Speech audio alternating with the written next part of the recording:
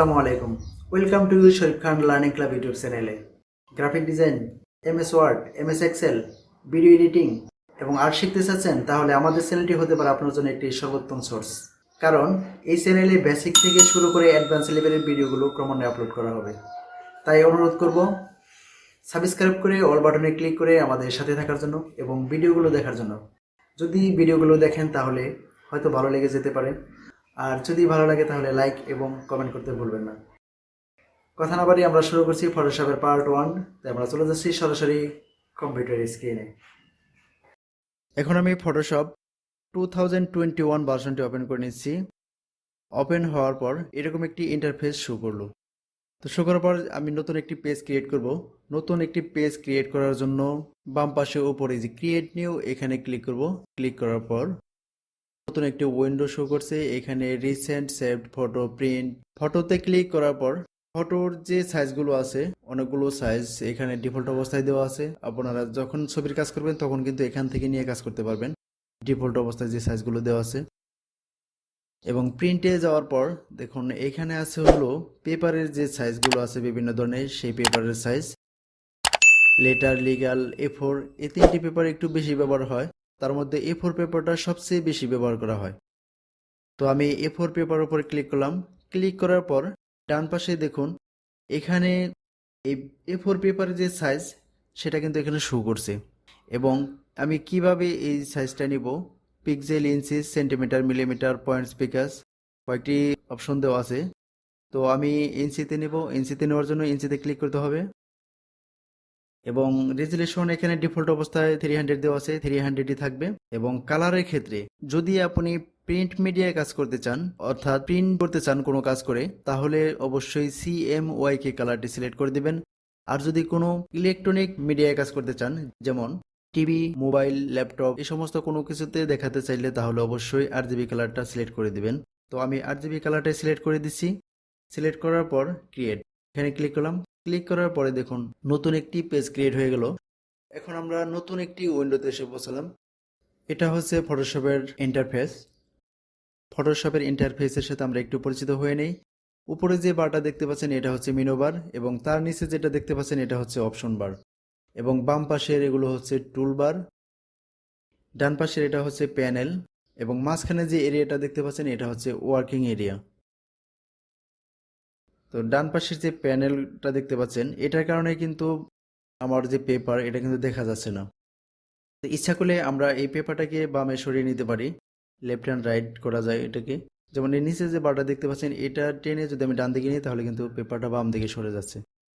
এবং up down করার জন্য ডান পাশে দেখুন এই যে এখানে একটা বার আছে, এটাকে যদি আমি নিচের দিকে নামাই তাহলে কিন্তু পেপারটা উপর দিকে যাচ্ছে।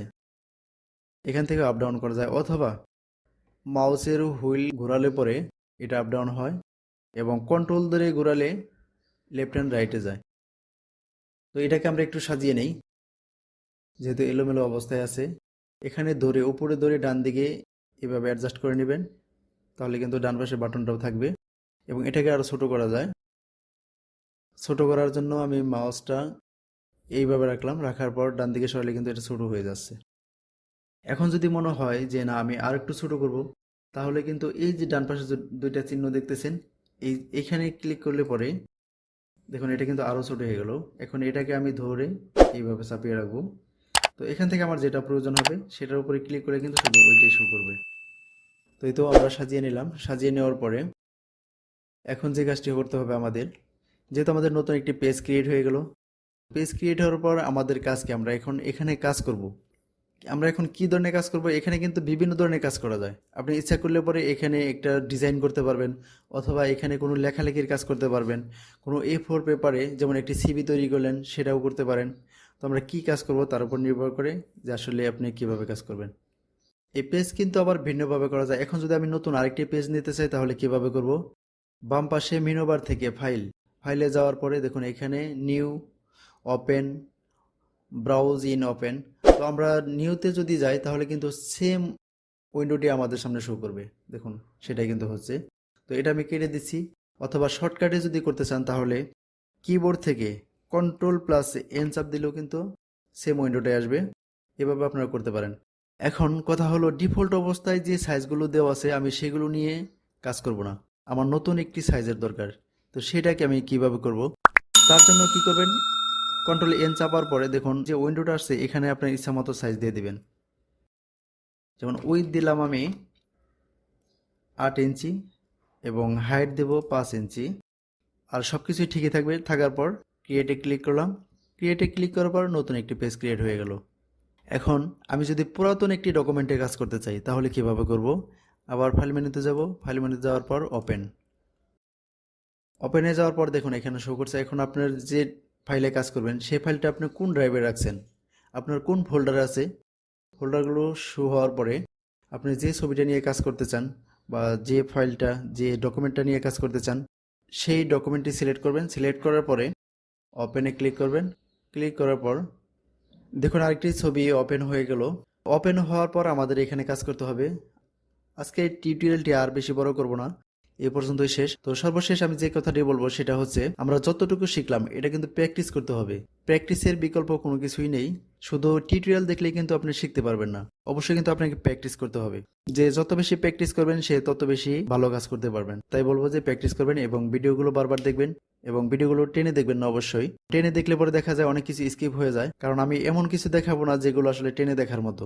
ফটোশপ কিন্তু 30 মিনিট বা 30 দিনের কোর্স নয়, এটা কিন্তু একটি দীর্ঘস্থায়ী কোর্স। তাই বেশি তাড়াহুড়া করলে কিন্তু ভালো করে শেখা সম্ভব না, বা বেশি শর্টকাট করলে। আমি চেষ্টা করব যতটুকু সম্ভব কম সময়ের ভিতরে আপনাদেরকে পুরো কোর্সটা কমপ্লিট করার জন্য। তাই অনুরোধ করব প্রত্যেকটি ভিডিও ভালো করে দেখবেন এবং ভিডিওগুলো দেখার জন্য অবশ্যই কিন্তু সাবস্ক্রাইব করতে হবে পরবর্তী ভিডিও পাওয়ার জন্য। এর জন্য সাবস্ক্রাইব করে অল বাটনে ক্লিক করে রাখবেন। আর যদি ভিডিওটি ভালো লাগে তাহলে অবশ্যই কিন্তু লাইক এবং কমেন্ট করতে ভুলবেন না। ধন্যবাদ সবাইকে, আজকের মতো এখানেই বিদায় নিচ্ছি। আল্লাহ হাফেজ।